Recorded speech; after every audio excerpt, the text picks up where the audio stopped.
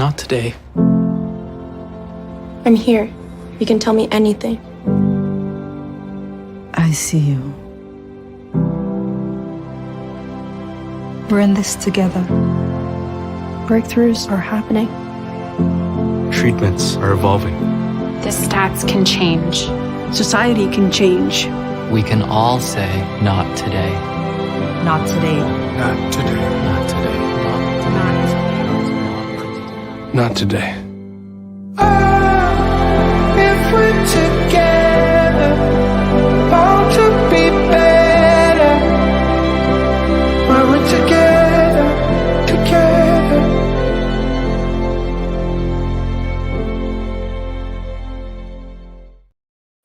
Hi, welcome to Leftovers. I am Granny Lisa, and I have Andrew, Beckey, aka Canadian Bacon, and LA. And LA's mic is off, so we'll just wait till she wants to turn it on. She's driving. And so, what we're going to do tonight is episode 2, and it is should have, could have, or would have. But if I'm wrong on that, it's going to be put in alphabetical order with Beckey. And she is going to start the show and give it some direction tonight. And we'll start with Beckey. Go ahead, Beckey. Tell us who you are and how you are part of the Leftovers. Good evening, everybody, and thank you for having me. I'm blessed and honored to be part of this group. So unfortunately, it's a club I do not want to be in, but because I'm in it, I'm here. Yeah. So a little bit about me. Andrew is my son, and in December of 2022, his dad, my husband, left for work and took his life. So we became a family of survivors. And he was in the military. He was in the Air Force from 90 until 99. So he was a vet, and he was considered a disabled vet as well. And so that's kind of a little bit about our background. And if you see the Canadian flag, it's because I am from Canada. So I moved to the States to marry an airman, and that's kind of where my story began with him. But we, Kelly and I, had Andrew. He's our second son. And Andrew, would you like to introduce yourself? Hey, so my name is Andrew. Like she said before, I am a survivor of suicide. My father did commit suicide. I can't describe what I saw, like, in words. No. But yeah, that's why I'm part of this group. Yep, that makes sense. And then LA's driving, and if LA can hear us, I don't know if she has time to introduce herself, but we'll ask her if she can hear us. LA, can you hear us? I can hear you. Can you hear me? Yes. Can you give us a little introduction and say, Sure. You're a veteran, correct? Yes, I am. I'm a Navy veteran, disabled veteran status. I served in the Navy during the Gulf War era, and I married another airman, and his name was Russell. And he also committed suicide in 2011. And I think that's hence the name of our show, the Coulda, Woulda, Shouldas, or the Coulda, Shoulda, Wouldas, because what happens when a loved one takes their life, it leaves us confused and a lot of guilt and shame. So I'm here to support everyone. I'm also a therapist. I have a master's degree in positive psychology, recreation therapist here in Texas. Awesome. Thank you for coming. And then I am Granny Lisa. My husband was in the Army.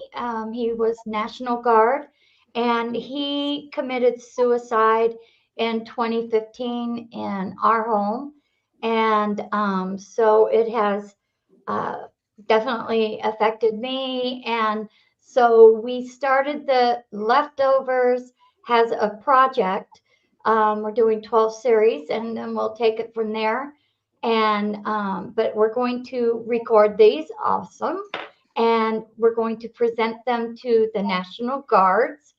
One of the higher tops challenged me to be able to do this so that it could be shared with the National Guards and reserves, because when they come back from warfare, which, you know, this was the pretty much the biggest time that they did was during, you know, this long wars. They didn't get any kind of outgoing. They just came home, did their paperwork, and went home. They didn't get any kind of counseling. They didn't qualify for any counseling. And so they basically were told, go back to work. We'll see you later. And so we are hoping to support not only our National Guards and reserves, but also try to prevent suicide by any veteran or any person by letting them know the truth of what your loved ones go through, and that's the leftovers. And so we will be very blunt. This is not for children to be watching. Emotions can go high. Andrew has permission to be here. He is also under counseling care. So don't anybody worry about him. He knows what to do and how to do it. If he's uncomfortable or doesn't want to share, he doesn't have to. So on that, I'm going to hand it back over to Beckey. Let's take it away. Okay, so the name of the show is Shoulda, Coulda, Woulda, or should have, could have, would have. But I'm going to do it alphabetically because that's just me. So what I'm going to do is I'm actually going to go around and I'm going to start with one word, one part of that. And then we all have a what we should have done, what we could have done, what we would have done. Now, hindsight being 2020. So I'm actually going to start with Andrew because he's the youngest in the group here. And I think that his input on a lot of this actually is a very unique one. And that's why, as mom, I am okay with him being here. I gave him the choice and he stepped up to the plate. And I am very appreciative that he did because Yes, he has a different insight than I do, than Granny does, than LA does. So, Andrew, we're going to start with could have. And you have an interesting backstory on this that I didn't even have with your dad. So, what is your could have? I want to say my could have was trying to get him into any kind of counseling, whether Christian or not. And also just having as much support in prayer as possible. And also another thing was just trying to pull him out of that car. That's something that's been tugging on my mind. I'm sorry, could you repeat that again? Pulling him out of the car? Like at least trying to influence him away from work because we were already trying to get him into another job beforehand. Mm-hmm. So, Andrew's dad took his life on his way to work. So, he worked midnights, he was on his way to work, and he basically got to the end of our community that we just moved into, and he got out of his car. He did 3 videos, got out of his car, and walked to the other side of the trees and did it there. So, when Andrew's saying out of the car, I think his purpose, and you can correct me if I'm wrong, you would have pulled, like, not allowed him to get in the car to go to work that night. Yes. So, Yeah, makes sense. Yes. So, Granny, Yes. with your situation, what is your could have? I have my could have is when a few days before Christmas, Terry had a breakdown. And so we went to the doctor, and the crisis team was in the room with us. And they wanted to take him to their facility and start taking him off. I don't even know how many drugs he was on, but he was on quite a few drugs. And they were switching him every month on different drugs. And so that was their recommendation. Terry started crying, and he had said no, he didn't want to do that, but I was the one that was in charge, and he didn't really have a say so anymore. Then he said, I promise I won't do anything. And he has never, ever, during our time together, we were together for 12 years and married for 10. He never promised anything that he didn't keep. When he said he promised, that was done deal. And so I was going by his promise instead of looking at his condition. And so with that promise, I made the decision that he would come home, and then after Christmas, he would go in to the facility. And after Christmas, that's when he did it. So he did it on the 29th of December. So that would have been I could have stopped him at that moment. Mm-hmm. You could have had him put in the situation. Yeah. And I live with that decision because it was my decision, because I wasn't going through the crisis that he was. Mm-hmm. So it was my decision. Yeah. Yeah. Mm-hmm. So, but his promise though was he wouldn't do it at all, or he wouldn't do anything at all, or it was just before Christmas? No, he said he wouldn't do anything. I promise I won't do anything. Okay. And so I took it that he's not going to do anything until he gets into, the plan was he would go into the facility, mm-hmm. detox off of all the different drugs, and then start him on one instead of all these different ones. And then have counseling and see how he did, because he wasn't even on a drug long enough before they switched him around. Mm-hmm. And that I was on, I have PTSD and those issues too, but what they did to him was completely different than what I had done. So I was always questioning, how come he's on so many drugs? Why do you keep changing them? You're not even giving him enough chance to work. And, basically I was, just the female, irrational wife. Yes, there you go. Yeah. And so I was like, okay. And here we are. LA, are you in a position where you could talk? You can nod yes or no. Yes, okay. Give me just one moment, okay? No, you're good. All right, why don't you do? I'll do mine, and then LA, when you turn your mic off, and when I'm done, you can, or you can just raise your hand or say whatever. Anyway, my could have is this: the night that Kelly took his life, actually, even leading up to before that, he only reached out to me a few times, and one night he asked me to pray with him, and I'm not a prayer person that prays out loud, and I prayed with him. I held his hands, and that was probably about 2 or 3 weeks beforehand. And then the night that he left for work and committed suicide, I had given him a hug before he walked out the door, And I said, I need you to go to the doctor. I need you to get put on some medication because the house isn't happy right now. And or something to that effect, because our Christmas tree had been up since Thanksgiving, and it was December 13th, and there were no decorations on it.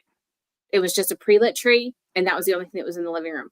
So I could have stopped him from moving forward. So I thought, or I could have stopped him from taking his 9mm to work with him, although where he was driving wasn't necessarily the safest place to go.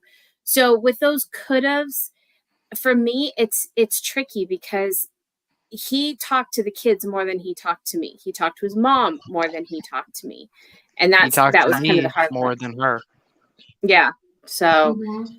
for my could have, those are kind of where we are. But Miss LA, you are off your mic, so go for it. What is your could have?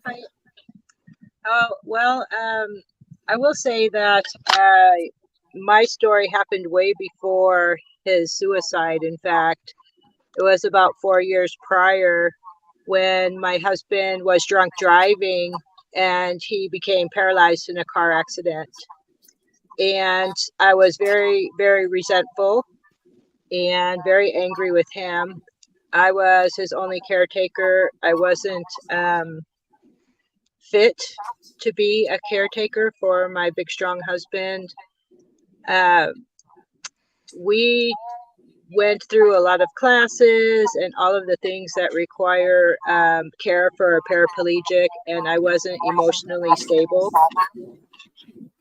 And so we did not have a happy marriage. And he had threatened suicide throughout the years. We were together almost 18 years. And I think I would just say right now that I would have took that more seriously. That would be my could have or should have. But then one day he had enough pain. He couldn't get the services he wanted. We did not have VA benefits at that time. And he always kept a gun strapped underneath this wheelchair. And he just rolled out into the garage and took his own life. Mm. So I think that I blamed myself. Of course, I blamed him, but I blamed myself more. And it took me years to get over that resentment and that anger prior to his suicide. And I think that I could have perhaps made a difference if I was more accepting of him becoming disabled. So I had a lot of guilt and shame. Mm-hmm. And it took years of therapy to get over it. Mm-hmm. I became a homeless drug addict. And then finally I went to the VA for help. And I'm now a therapist, and I help troubled youth, veterans, and others with mental health issues. So that old cliche about if I could just save one person, it would all be worth it. So that's how I'm living my life right now. First, and let me just say this. Thank you for what you do now. Yes. Mm-hmm. Thank you. Because for someone who has had to find therapy for a family of 3 at Christmas time, we had one therapist who did it pro bono, and then the second therapist for me, she's a veteran. So that for me helps, knowing that she understands a little bit more about what's going on. So, it does help. And I don't ever tout that I was a military wife, because he got out 8 months after we got married. So I can't ever claim that. But yeah, so I thank you for what you do. Thank you. You're welcome. But since you're off of mic, or you're off your mic right now, or you're on your mic, do you want to do the next one, which is should have? And that way, if you're driving, or do you want to think about it? Well, I think I already did it, where I should have, I should have been given him more grace. I shouldn't have been so angry at him when he was drunk driving. I shouldn't have been resentful as fuck when I had to take care of him. I had to do digital stim. He didn't have control over his bodily functions. He wet the bed all the time. We had to rip our house apart and put an elevator in. Like, it was just insane, all of the trials and tribulations that happened before he took his own life. And so I realize now not to blame myself, but I blame myself for years and years and years. And 7 years ago, I became clean and sober. Congratulations. And that's when I started going back to school and trying to help other people. So I think that that's my biggest shoulda, woulda, coulda is, you know, I shouldn't have been so resentful. Mm-hmm. And then I was even more resentful after he took his own life. So Mm-hmm.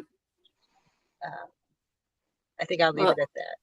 That's, you know what, you hit all three of them, so you're good. Thank you so much. I know you're driving, so I don't want to keep you, having to stop and stuff like that. So well, you that's basically okay. did everything. Yeah, but, well, I just want to say this, that I am driving. I am here to support your mission and your cause, and I am here for everybody in the room.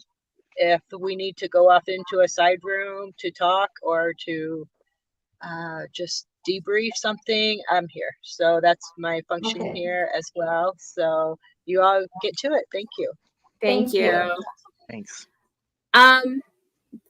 Granny, do you want to go ahead and do your should haves? Yes, I can do that. Okay. I should have known better. Mm-hmm. I should have made a decision that wasn't based on his promises. I should have stayed longer in the room with his body and said goodbye to him and took that time. I didn't realize that I would not see him again after that. And so that really bothered me.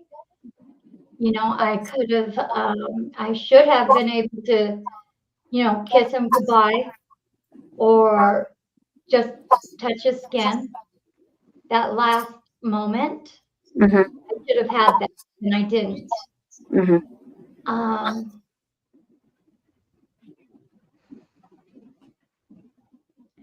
I just should have. I should have just paid attention. Mm-hmm. I should have paid attention, and I didn't. When he came down the stairs, he seemed like his old self.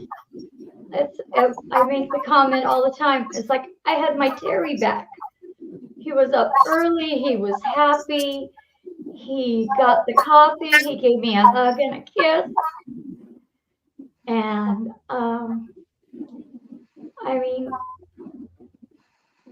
I should have known, and I didn't. I didn't know that that when people that are ready to commit suicide will be at peace and happy about their decision. Mm-hmm. And that is a big, big sign, is when you have been suffering for over a year with your partner of such emotional distress and PTSD and nightmares and just all the crap. I should have known. I should have known when he finally came down that you don't just wake up one day and you're good. Mm-hmm. That doesn't happen. And that's what I should have known. Mm-hmm. Andrew, do you want to go now or do you want me to go first? You can go. I still need to think a little bit. Okay. So for my should have, and Andrew knows part of this, but he doesn't know all of this. But for at one point in time in my marriage, Kelly had told me, and that was my husband, he had told me that there was a family history of mental illness. And I should have taken it a little bit more seriously than I did. But I think in the back of my mind, I went, okay, the military did all these screenings on him. He should have been good. He should have, he passed everything. He, working with satellites, he worked on the jet engines and stuff like that. So he should have been good. But when you fast forward it a few years after he got out, he made a comment, and I think this was after my oldest son was born. He made a comment to me about like child support or alimony. And he had said, if I ever have to pay that, I'll just kill myself. Still did not take that seriously, because it was so flippant in how he said it. Never would have thought ever in a million years that this would happen, because that was the only other time he's actually used those words. Mm-hmm. Then I fast forward to, September of 2022, and he's starting to act a little weird. So one of the should-haves with that is he looked at me one day and he said, if we had to live in a box, would you be okay? And I'm like, we're not going to lose the house. We're going to be fine because we just moved in. He goes, that's not what I asked you. If we had to live in a box, would you still love me? And I went, of course. But hindsight being 2020, he is in a box right now, even though he used those words. So I should have caught on to that, but I didn't, because for me, it was a financial thing. It was like he was doing a lot of things financially. And I should have caught on to a lot of it. And then 2 weeks before he did it, we were at a concert, and we were at a Casting Crowns concert, because he became very, very into his religion. He had found Jesus. He had been baptized. He only listened to Christian music. He was for Christmas, he wanted a special cross that I ordered for him and buried with him. Like, I never gave it to him. He was just buried with it. And so I should have seen a lot of those signs when talking to him, but he didn't show everything to me. He showed it to his mom. He showed it to the kids a little bit obviously in a different way, but he never showed it to me. And my husband was an introvert. I'm a super duper extrovert. So I don't know that he ever figured out how he could have spoken to me about it entirely. And I don't know that I honestly don't know that I could have received it either. And that's just one of those, I should have been able to receive it. I should have been able to hear. I should have been able to see what was going on. Yes, I could see it, but I never would have ever imagined that I would be sitting here right now tonight having this conversation.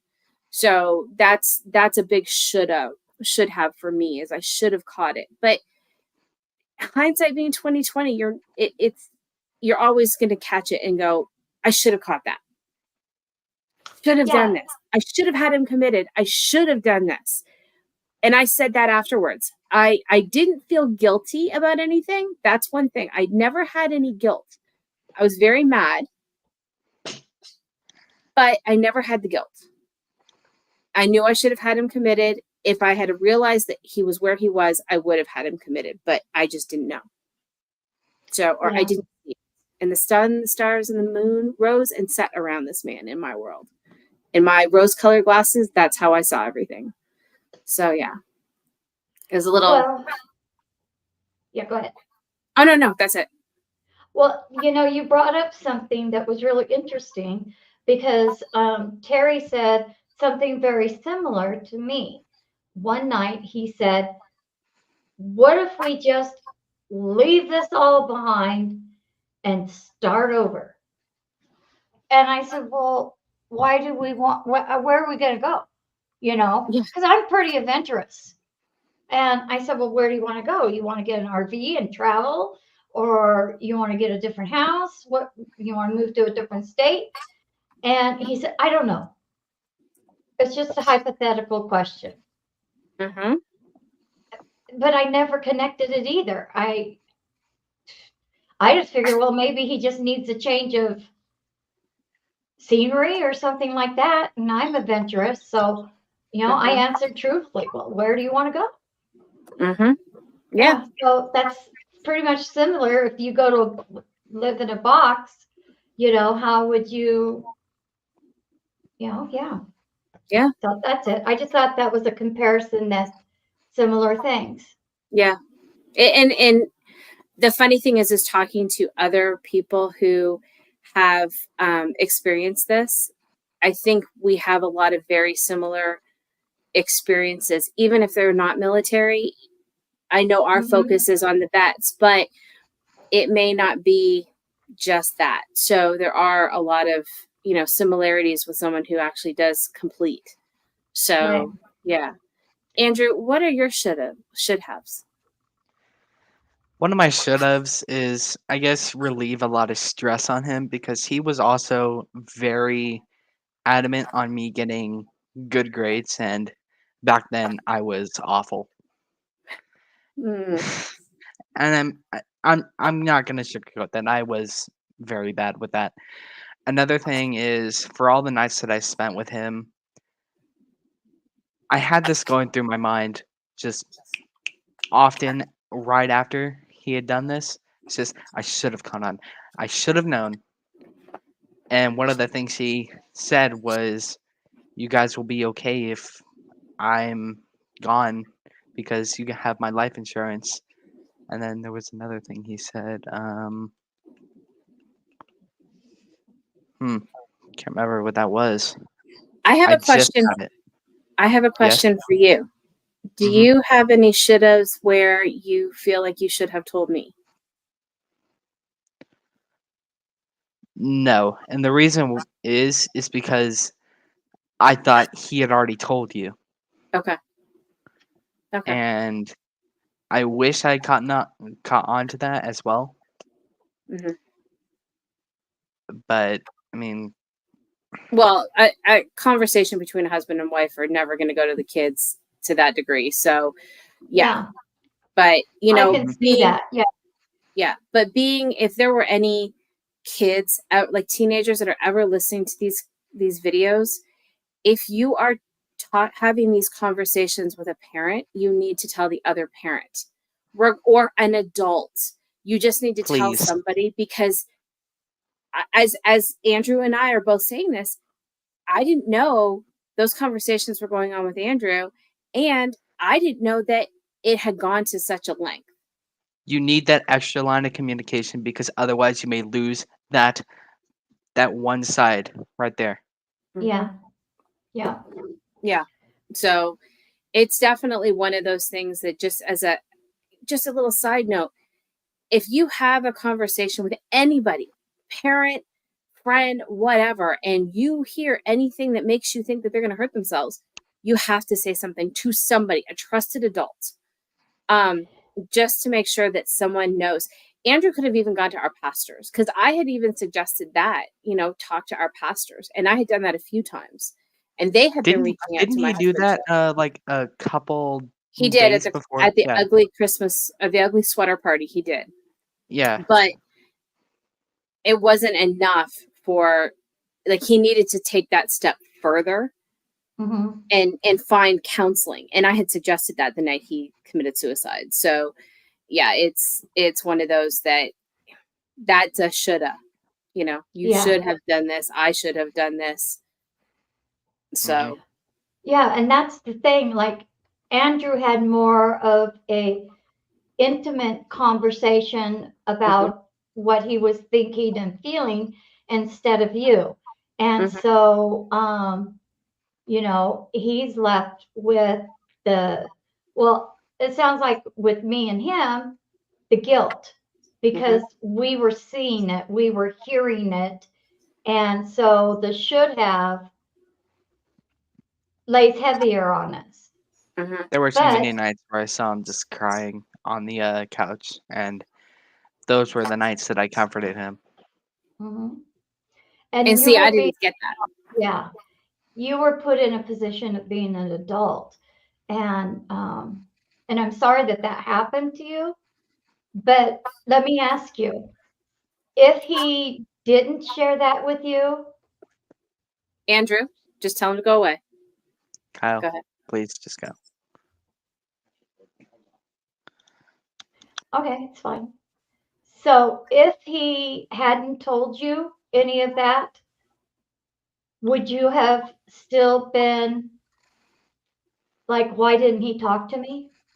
I mean, does that make sense? You know, I was sitting right there next to him. We were watching TV. Why didn't he say something to me? Mm-hmm. You know, I'm thinking, what would the other questions be? Because it could have easily been reversed. Yeah. Yeah. Yeah. And then you would be like, I was right there, and he never said a word to me. And I mean, there were nights where right when you went up to bed, I would go up to him and then we'd have that conversation. Mm-hmm. But he never had He- those conversations with me. Mm-hmm. And you didn't know that, which is, it's understandable because you're not Yeah. going to. You're Mm-hmm. 16. You shouldn't know this stuff. No, You should know. Andrew, I'm going to say this to you and every other kid, that you should not ever be sitting where you are right now. Oh, Right. believe me, I know. But I'm telling you this as your mom. You should never have been put in that situation. Your brother never should have been put in that situation. It is not fair that you two had to carry that burden and Mhm. the aftermath of it. So there's Even a lot of, even Kyle was barely blanked. It was only me, really. and but that's probably too because your dad and your brother are so similar. Mm-hmm. So yeah, but kids should not be put in that situation at all. No one should be, honestly. But someone who's a juvenile should never have to be put in this situation. And Mhm. you even have another aspect to it, which is you found your dad. So now you have that weighing heavily on you as well. And I, like that's the would haves for me. That for like there are things that I would have done differently at that point. And So I had done that like connection thing, because I had touched his hand and stuff like that, just kind of feel him for the last time. Yep. mhm. So yeah, Well, and Yeah. the and then thing is, that's when I looked up at him. as difficult as it is to share about this, I think that because of the lack of communication about suicide, what happens to the individuals after the leftovers that we have to deal with, that I'm hoping that with Andrew's story, that other teenagers that may be experiencing what he did and what he's feeling afterwards, that even other veterans that are thinking about suicide will go, oh my gosh, I'm doing that to my son or to my daughter. And look at this poor kid. He's having this guilt that, like, you're a parent, you're saying you shouldn't have even had this. Mhm. As a mama bear, you're saying this. Mhm. But with your Now there's a flip willingness, side. There's a flip side to that, which is if Kelly wasn't telling me, if he hadn't have told Andrew, he wouldn't have told anybody. Mhm. So that's why I say that if a child is hearing this, they need to say something. And Absolutely. as much as I want to discourage an adult from having those conversations with their child because it's so gut wrenching. Uh-huh. If it happens, I'm okay with that. And the Right. reason I'm okay with it is because that gives that child the opportunity to save their parent, Right. save the adult, do what you need to do, but know that it is okay that you do that, regardless of how they react with you. Right. I don't care. You need to do this for you and your family so that you're not sitting where Andrew is right now. Yep. Everyone So, in the family has a important role. yes. Mm-hmm. Yeah. I do believe that. And that's the story that we want to get out tonight is the, should have, could have, would have, Mm-hmm. is because people don't talk about it. It's taboo. Oh, They don't even want to even admit, some families don't even want to admit that their child or their husband or wife committed suicide because, oh my gosh, it's a stain upon the family. And, he's going to, hell and all these, stigmas Mm-hmm. that go along with suicide. And then, you're left basically alone because of them, having to deal with them. And some people don't even know how to go about getting counseling. And so, like with Andrew here tonight, I just want to really stress the fact that your voice, even though I know you're having some difficulty in finding the words and sharing, it will make a difference. It will make a difference because this isn't going just into a file. This will be going to many people out there. And I just want to say to anybody that's listening to the show right now, if you could put into the comments, type hi, hello, any questions that you may have on, we did what? Could have, should have, Should have, and now, could have, would have, any combination. right. And I think our next one is would have. Yes. So there we go. Granny, do you want to Beckey, do that one? Oh, I can do it. I'll do my would have. Okay. yes, do your would have. Thank you. Okay. So my would have with Kelly, I would have had him committed. I would have had a lot of things. But the other thing too is that I would have been a little bit more prepared and pushed forward more when he was alive. One of the things that I had done is one of those seminars about, trusts and wills and things like that. We did have our wills done. Perfect. Even though they were old, it still held water. But the thing that I would have done is I would have made sure that we had planned for a funeral, because as the wife, I had to go into the funeral home and pick a casket. I didn't know how to do any of that. I would have had more knowledge on that. And that's what a lot of people don't have, because everybody avoids funerals or what you have to do when you have to bury somebody. Something people don't think about is just, you don't plan for the unexpected. That's something people don't think about. And Andrew knows that I prefer to plan for the unexpected.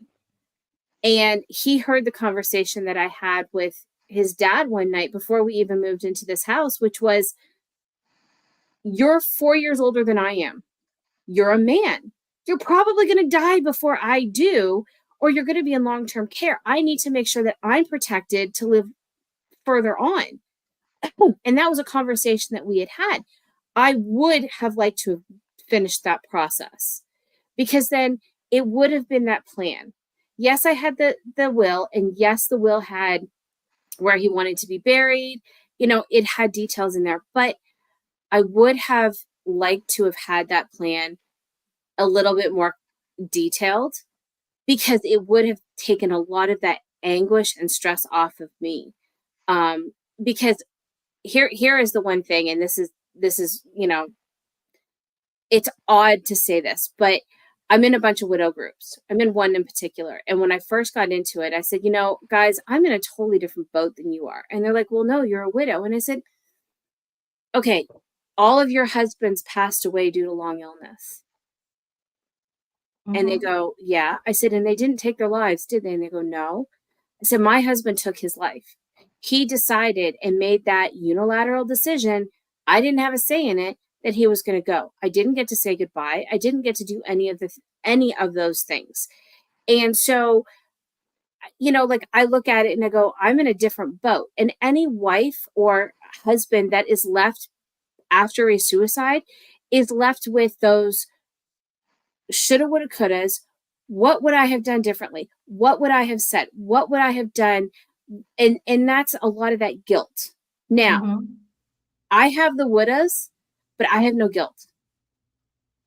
I don't have guilt because my husband chose this and he didn't consult me. So I don't have the guilt, because I couldn't talk him out of it because I didn't know he was going to do it. Right. So there's no guilt there. there's no guilt. I watched 3 videos that he did prior to, like, the night that he did it. Before he said goodbye to me, he did actually 2 videos and basically said, "This is my last night on earth." I don't have guilt. I don't have guilt watching any of those videos anymore. I don't have any. I never have. I felt sad. I saw that he was pathetic. He was sad, and I saw an old man. And I hate to say it that way, but he wasn't the person that I was in love with now. Right. Back then, yeah. But right now, no. He made Right. a decision, and it was a unilateral one. So with my wouldas, there's quite a few, because everybody is going to have a few of all of those. And they're Right. all going to be, they could all be the same for all you know. Right. Or But- different. And that's the thing. Exactly. Is we wanted to have this subject because nobody's talked about it. I mean, Yes. publicly. And so, yeah, I think it's important that we do. And I don't know who you want to go next. Granny, let's go to you, and we'll let Andrew kind of finish this, Okay. that his would have off, because, you know, Okay. yeah. All right. Well, I would have stopped him if I knew I could have Mm-hmm. or should have. I would Mhm. have stopped him. And the thing is this is what's so crazy, is I had stopped him on so many things, you Mhm. know, and yet you become, with me, I became entangled in this web. It was a crazy web, because the first time he always kept a Magnum, you know, in the dresser by the bed, you know, nightstand. And it was in a Velcro protective bracket, you know, safety holder and everything. So, you know, to open it, it had Velcro and it would make a loud noise. So one night I woke up to the Velcro opening, and he's standing, because I woke up and I look, and he's standing there with the, you know, his Magnum. And I said, "What are you doing?" Because it still didn't register in my mind. Mhm. Would I have gotten that registration in my mind? You know, I don't know, but I ended up taking the weapon. I ended up locking the gun cabinet. I had only access to it, you know, and it still didn't stop him. Mhm. But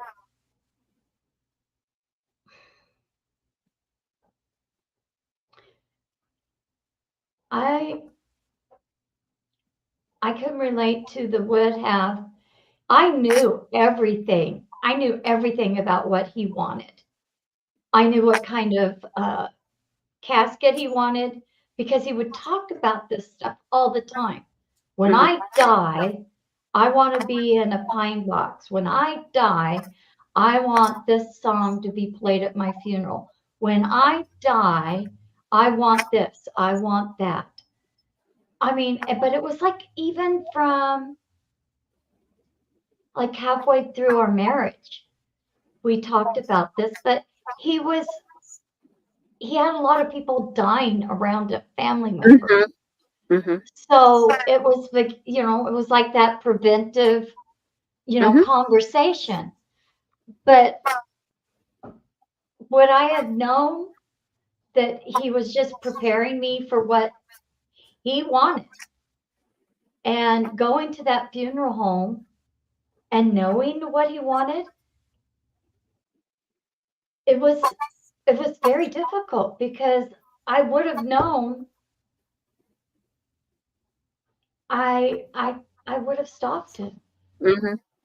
Now, somebody pointed this out to me one day, and it kind of went, "Oh, dang," which is this. And, you know, for all the would haves that we have, I would have stopped him. I would have had him committed. I would have done this. If they were already dead set on doing this, Yeah. you probably could not have stopped them. You could have delayed it. but That's you what I couldn't was have told. stopped it. Right. So the purpose for this right now is to get to, I want to get to the hearts and minds of the people who haven't already made that decision yet. That Exactly. it's in the back of their minds, but they haven't made that decision. Or for the family members that someone did make that decision, regardless of what you did, that you can be okay. It takes time and you can't rush it. I'm No. weird in terms of I'm further ahead than most people, and most people think that I'm nuts to even have a chapter 2 already. But it is on your own time. But you Right. There's can. no time limit on There's no guilt. time limit. I mean, death, Yeah, and grieving. grief. Yeah. So, but I don't want to welcome anybody else into this club.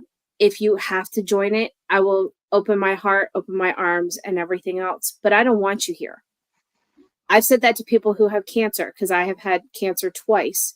It's like, I will open my heart, I will open my arms, but I don't want you here because I know why you're here. Well, we So, have a question when you're done. Don't let me forget. okay. Well, let's answer the question and then Andrew can do his would have. Okay. Okay. I think I'm saying this right. Nigel Yeah. is asked, what did the military do to drive them to do this? Okay, so for my husband's situation, Nigel, my husband had been out of the Air Force for 24 years. So for him, it wasn't necessarily driven by veterans or by the military per se. He never saw active duty. He was active duty, but he never saw action. He never saw war. The closest he came to it was he went to Saudi Arabia for 4 months before we were married. And that base had just been bombed like a year before or maybe a few months before. So that was probably the closest he ever came to active duty or military action. But so for my husband, for him, it wasn't a military driven thing. He just happened to be a veteran that had a family history of mental illness. Nobody in his family had ever committed suicide, so he was the first one. But I don't say that his was military driven. So, Lisa, what about yours? He did, he was National Guard, and he did have some issues during the military. He grew up with a father that his mother and father, they had 2 sons, and his father chose the other son instead of him. And because of religion beliefs, since he wasn't part of that religion, he was considered dead to them. So he had lived with his mom, and she was a single mom dealing with, a lot of stuff in her life. And so when he did go into the military, he had some encounters with, he was a truck driver.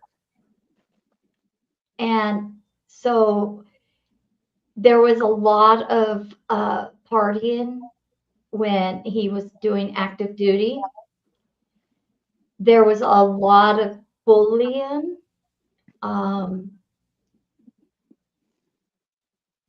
He was asked to do borderline things for the command. And he was kind of like this OCD type personality that he didn't cross lines. He didn't even like going into the warm part of the lines. And so he felt like he had to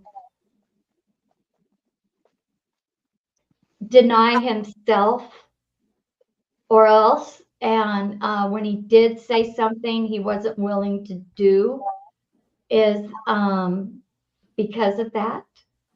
And so it just kept piling up. Let's put it that way. It kept piling up. And that's where his active duty was really bad. Okay, Nigel says the reason I asked this, as I am involved in the UFO community, I wondered if they saw or witnessed things that they could not handle. I know that one. Do you? For me, Kelly didn't necessarily witness anything. He was informed on one or two things that were, but he had the top security clearance, so he was good in terms of his clearance. But he actually did, and I just thought of this. He, in between jobs, he went to Afghanistan for 4 days. Yeah, I was actually thinking about that. He went to Afghanistan for 4 days as a contractor, and he witnessed the bombing and the things like that. So that could have had something to do with it, but he wasn't military at that point. So Yeah. that might have been it. But I can't say that had any impact on him to that same degree. As for witnessing anything, honestly, Nigel, my husband really probably didn't witness anything. I think he was informed on things, but he never witnessed anything. Okay, and Nigel, my husband, once he got out of the military, he was a over-the-road truck driver. And so he did see a few things. As to my knowledge, he never had any personal encounters, but he would see strange lights, and to the point where he would become a little bit paranoid, because there would be certain parts when he did over the road, there would be certain areas which would be more activity. And so it got to the point where he did not want to be out. And so he ended up changing jobs to where he was doing more of an area. You know, he had a designated area that he would drive. So, but I don't think he never said he had an actual encounter. He just did not like the fact of seeing things. Mm-hmm. So I've been witnessing since 2014 and had encounters. Nigel, were you in the military, or are you a civilian?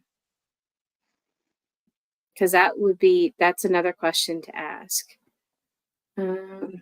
about your sanity. So if you have questions about that and you're competent enough to type that and ask civilian, then I would say you might want to actually talk to somebody about that. Because if you are having questions about your sanity, it doesn't hurt to talk to a counselor. And let me just tell you that, okay, LA was here, but I've seen on Facebook where there's those BetterHelp where it's online.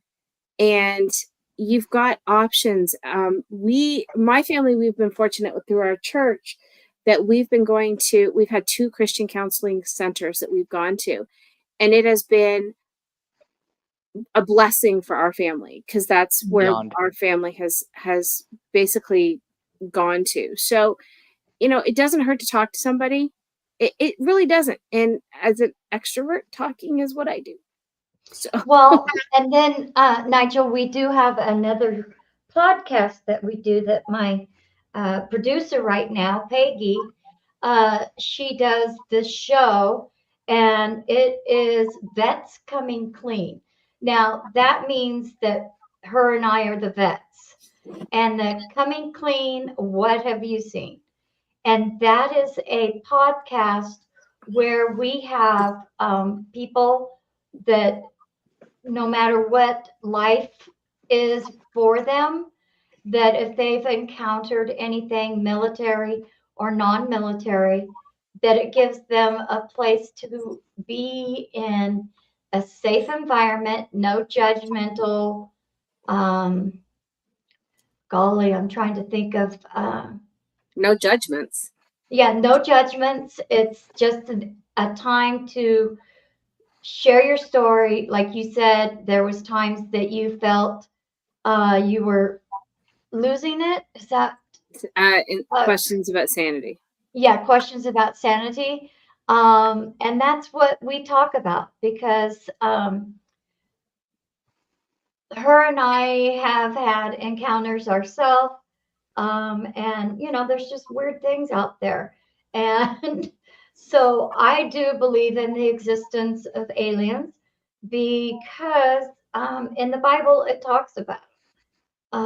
So why would I not believe the word of God? But I would say if you have a chance, get with Peggy. Maybe she can come on after the show with you. Oh, there she is. Peggy, Hey, Gritty. help me with Vets Coming Clean. What have you seen with Nigel real quick, if you could?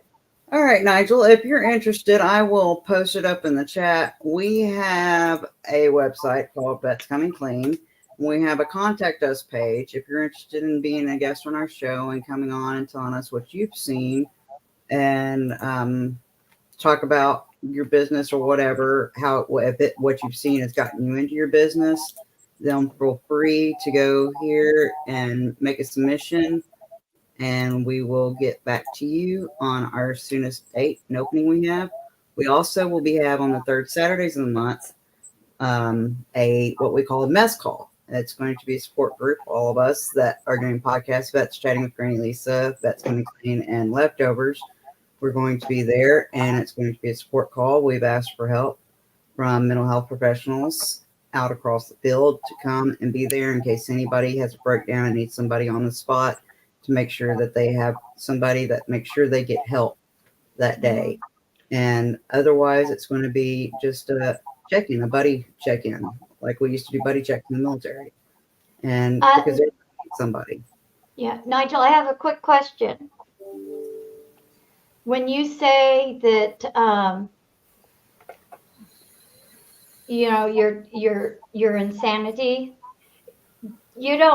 do you feel like you want to take your life?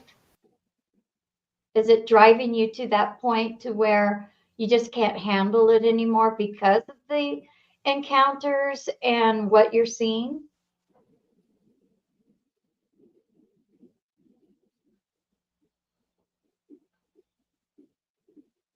Okay, I'm sure he's typing. Yeah. We don't want dead air. So let's. Yeah, no, that's fine. Yeah. And he might be in the room talking. Peggy knows how to do all this stuff. Yeah. I'm waiting for a response. I haven't seen one yet. Oh, okay. I don't know. So there's no telling. And like I said, if he wants to be a guest on the show, anybody doesn't have to be, oh, there we go. Okay. No, because it was because of others' judgment.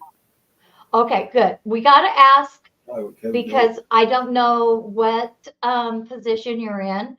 And you know what? Just because you're a civilian, just because, you're across the waters, doesn't mean that we don't care. Okay. Because we don't want you to be in a position that you're thinking about it. Okay. And so definitely, you see the website, go on there, put your information in.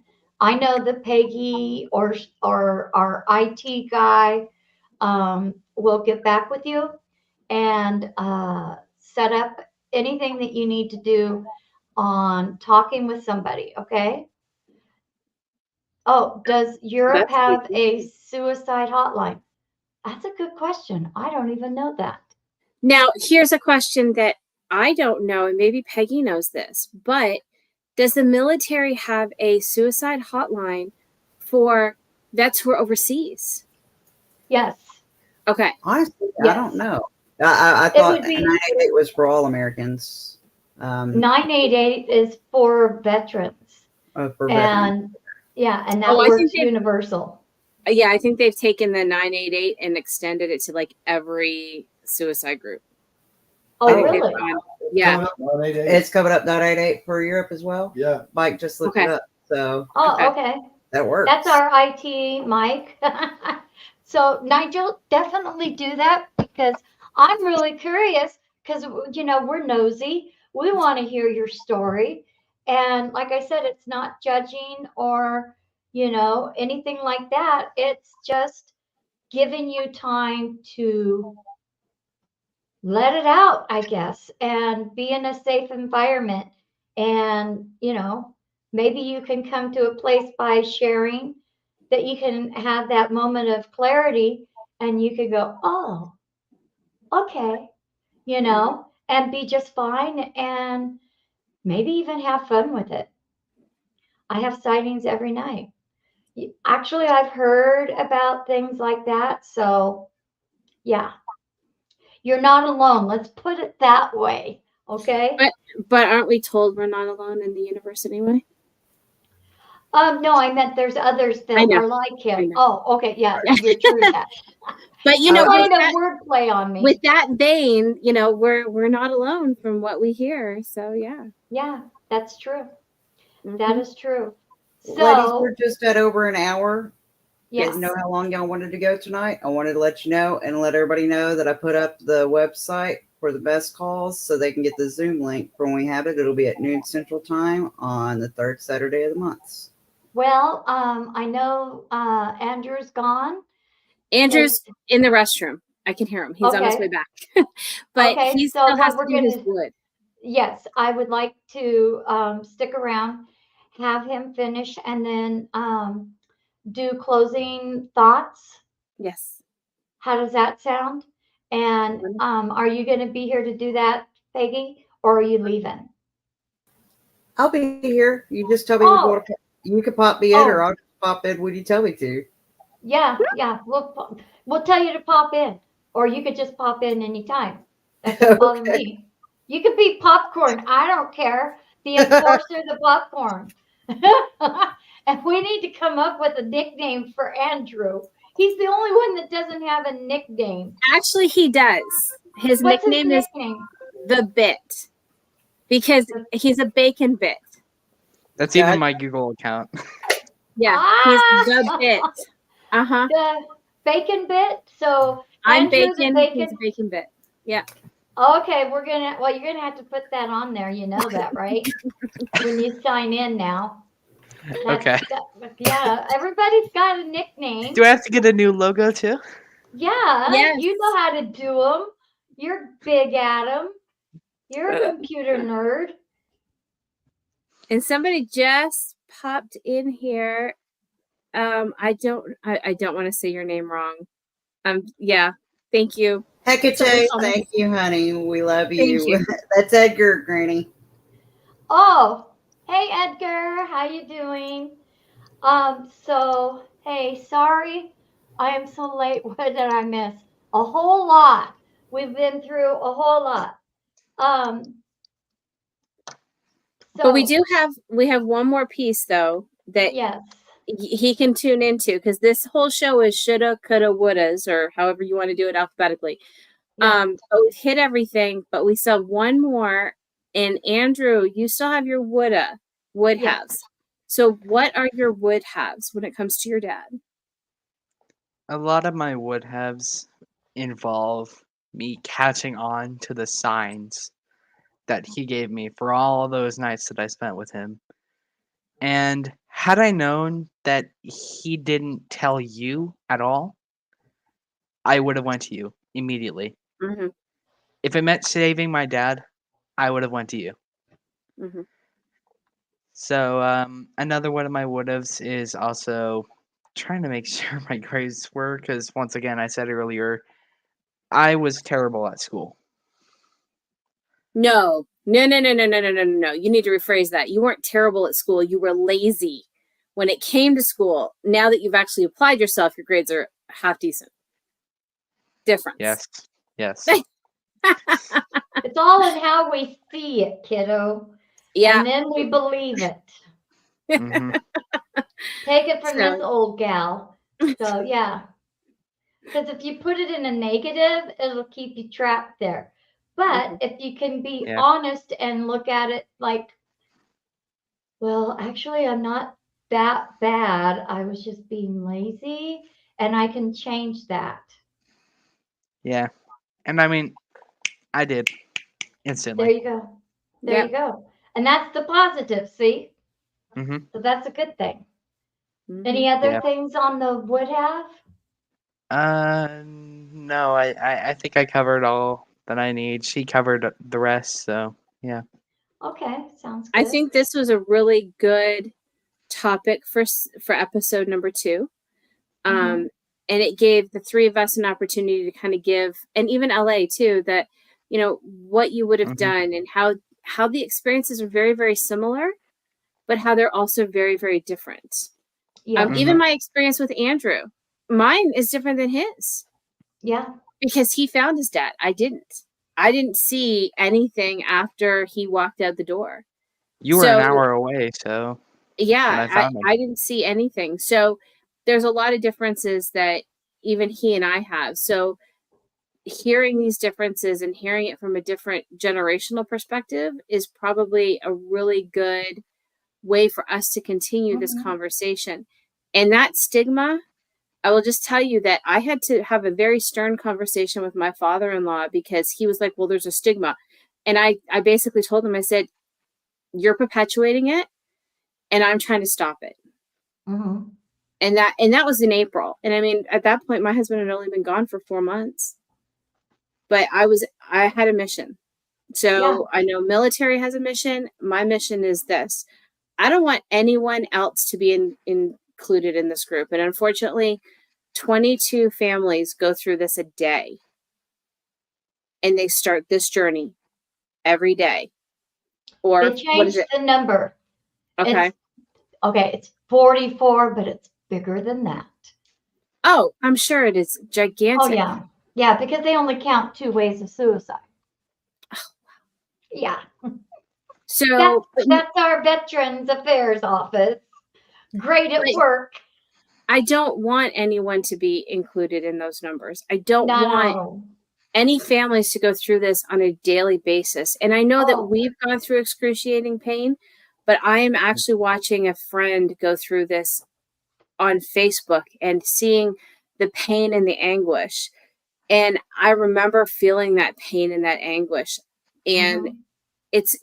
it's brutal. So I don't want anyone else to go through this. I want No. these vets and these active duty people to get the help, do what they need to do to be here for tomorrow. Exactly, Mm-hmm. because you don't want to put your family through all of this. You think that you're doing your family a favor by leaving them when you're actually destroying them. Yes. And they will have, first off, you'll never ever forget what happened. No. That will be Never. in their brain. It'll be passed on to the next generation, not necessarily the acts. Okay, let me get that a little bit more But it's a straight. generational curse.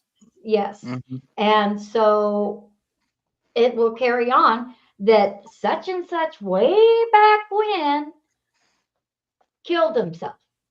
Mm-hmm. And boy, did they have to go through it. And then the stigma will build right back up and it'll be a hush hush. We don't share that. We don't talk about that. We don't ask questions. And Lisa, let me tell you that in my husband's family, his sister and his brother did not find out how he died until May, and he died in December. His best friend didn't find out until April when I told them. And I don't know what other family members on his side don't know how he died. Mm-hmm. I don't know. And that's Yeah, a scary thing. Yeah, because you just the stigma of and then okay, let me put it to you this way. Even though it is not contagious, okay, It's not. we're Correct. not contagious, okay, we're not a disease, but Definitely. you would think by other people's reactions towards the leftovers that you will pass it on to them. Or you will be, if you're a woman, and it's a friend that's married. If they are insecure with their marriage, they will end up, because they'll say, "Oh, if you need anything, just call on me and I'll come over and fix it. I'll take a look at it. It's no problem." And as soon as you do one time, it's going to change the relationship with your friends because I'll be honest, I always took that as satire. Mhm. It is. It's really difficult. So never ever, if you're a widow, never ever ask a married couple man, never ask the man. Always ask the wife first, because then you're giving her permission to say yes or no if he's available. If she feels like she's in control over the situation, then most likely you'll get the help without any of the drama. Yeah. And it's just, it's a pain. You would think you should be able to talk to the husband, but you don't cross that line. There is a definite line. And so always go through the wife. Go to them as a couple Yes. and let them handle it. Yeah. And then they'll get back with you. So yeah. Yeah. So, May I but chime in? Yes, please go for it. Okay, I just arrived at my destination, and I just wanted to thank you for your bravery and for being able to speak out about this and speak your truth. And to all of the people that are perhaps in the audience or here in this room, I know that getting help can be tedious. There is a mental health crisis right now. I'm very aware of it. I have so many clients, I can't even help them all. So even though it is tedious, reach out to somebody, be vulnerable with someone. It takes two sometimes to get things done, right? Two heads are better than one. So if you are struggling, please get help. And please seek out support from a loved one, a family member, a trusted friend, your clergy, the VA, anyone that you think would be willing to listen. Sometimes all you have to do is get it off our chest, right? So I have to sign off right now, but I just want to thank you so much for your message, and am available by phone if you need any assistance. And thank you very much. Thank you. You know what, LA, I know it was cutting into your schedule and private life schedule. So thank you so much for being willing to be here. Has a security blanket for us. And so knowing that kept us warm and safe. And I appreciate that. Thank you. Thank you. Thank you. Have a good rest of the night. You too. Bye, LA. Bye. Bye. So Okay. we're sitting at 1 hour and 18 minutes. And I think, too, that we probably should sign off because we don't want to give all of our secrets away for the next episodes, because there is going to Absolutely be not. one episode a month for 12 months.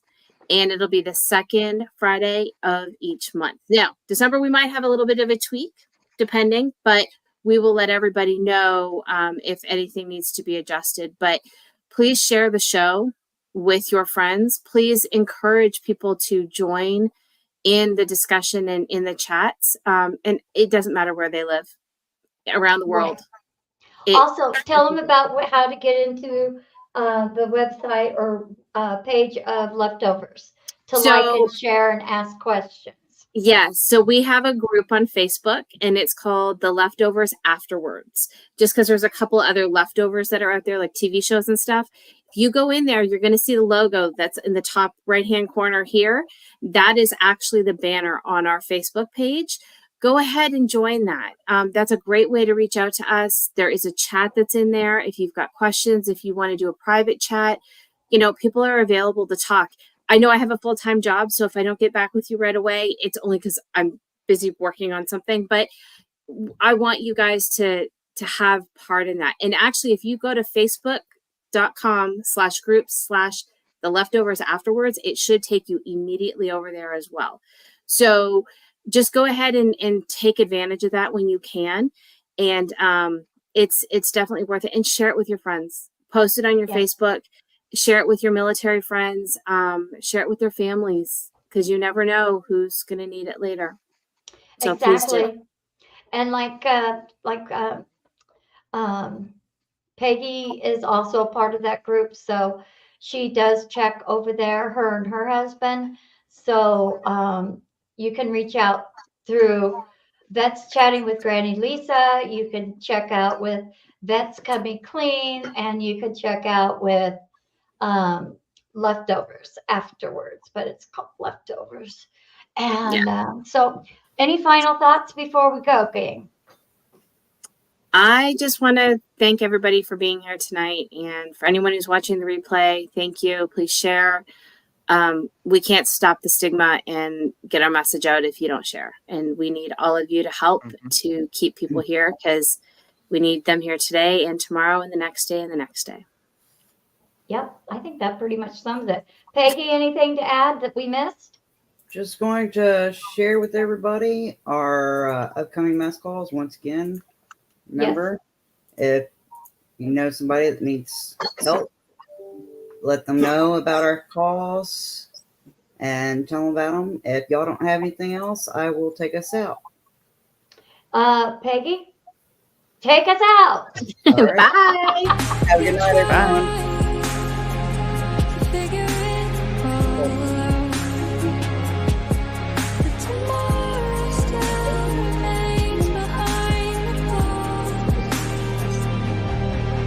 Why do I scream so many days without my love? I ain't the same. I know that God don't make mistakes, but why did you leave? Why did I stay? You were so loved, you were they fave. You were so loved, you were so great. You were legend. Who would have thought that I would be here and you would be gone? Stains on my face from the tears that I shed. Holes in my lungs from the blood that you bled. Well, this could be on the actual yard. Yeah. For sure. I want to be proud of them.